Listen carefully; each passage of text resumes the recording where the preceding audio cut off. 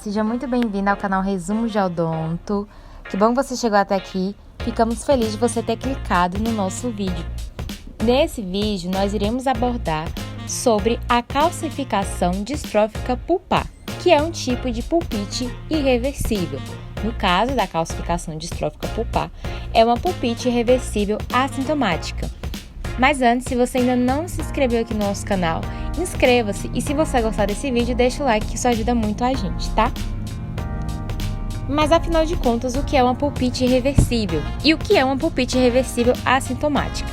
Uma pulpite irreversível, como o próprio nome já fala, é uma inflamação pulpar, ou seja, a cárie ela avançou até chegar à polpa dentária. Então, ela chegou no esmalte, afetou a dentina até afetar a polpa. E a polpa, ela inflamou e tem os sinais cardeais de uma inflamação. Por isso, é uma pulpite irreversível.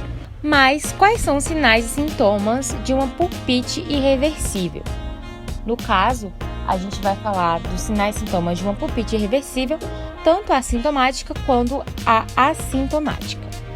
Na pulpite irreversível, na maioria das vezes, o paciente não vai sentir dor. O máximo que ele pode estar sentindo é uma sensibilidade, mas não chega a ser dor.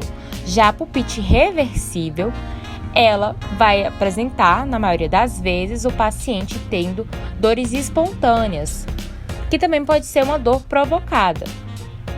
Já no nosso caso, repetindo, quando se trata de uma pulpite irreversível assintomática, o paciente não vai sentir dor.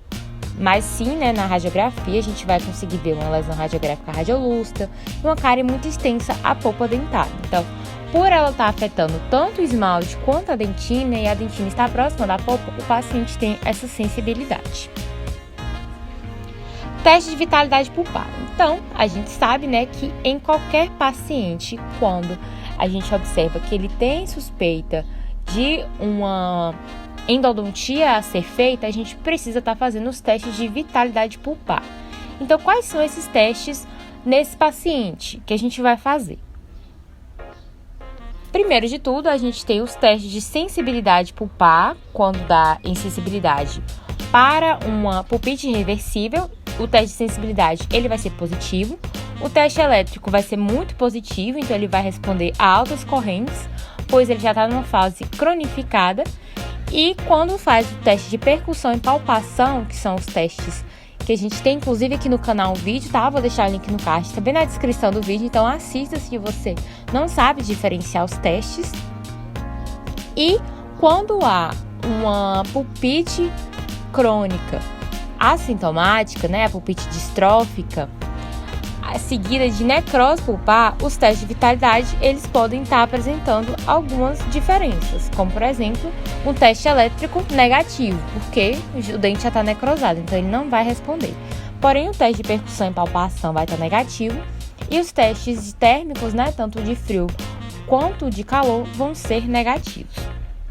Mas beleza, vamos supor que eu tenho uma pulpite irreversível sintomática.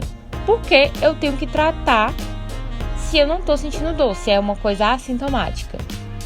Então, a gente, como cirurgião dentista, a gente tem que entender que muitos pacientes podem vir a nós, a vocês, e ter esse questionamento. Afinal, por que eu vou tratar algo, pagar um tratamento se eu não estou sentindo dor? Então, você tem que explicar ao seu paciente porque é preciso estar fazendo esse tratamento, explicar que é necessário limpar a cavidade pulpar para evitar uma necrose da polpa, ou se aquela polpa já estiver necrosada, também fazer uma limpeza daquela cavidade, para evitar alterações periapicais e, em alguns casos, um envolvimento sistêmico. Então, nós precisamos estar explicando tudo isso para o nosso paciente, é claro que com palavras mais simples, para que eles possam estar entendendo e compreendendo a gravidade daquela lesão. Tá bom, então a gente já falou sobre a pulpite irreversível, sintomática e assintomática, mas agora vamos falar sobre a nossa pulpite irreversível assintomática, que é um tipo delas, a calcificação distrófica pulpar.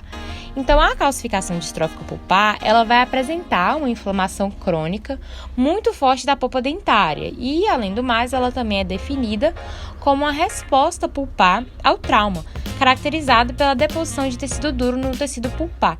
Então, aquela calcificação, ela, a maioria das vezes, vai ser causada por um trauma, um acidente ou até mesmo uma iatrogenia odontológica.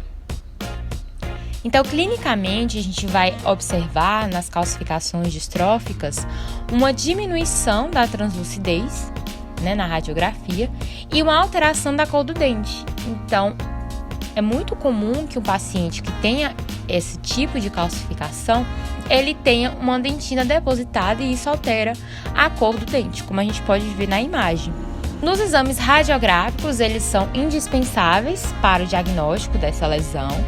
Radiograficamente, a gente vai visualizar uma obliteração total ou parcial do espaço pulpar, uma diminuição do volume da câmara pulpar, do canal radicular, e vai ser visualizado nessa radiografia e também a gente pode observar, em outro tipo de exame complementar, uma patologia, como a gente pode ver na imagem. Então, na patologia, a gente vai observar que elas vão variar em tamanho, desde pequenas partículas, calcificadas, microscópicas, a grandes expansões que podem ocupar toda a câmara pulpar. Tratamento.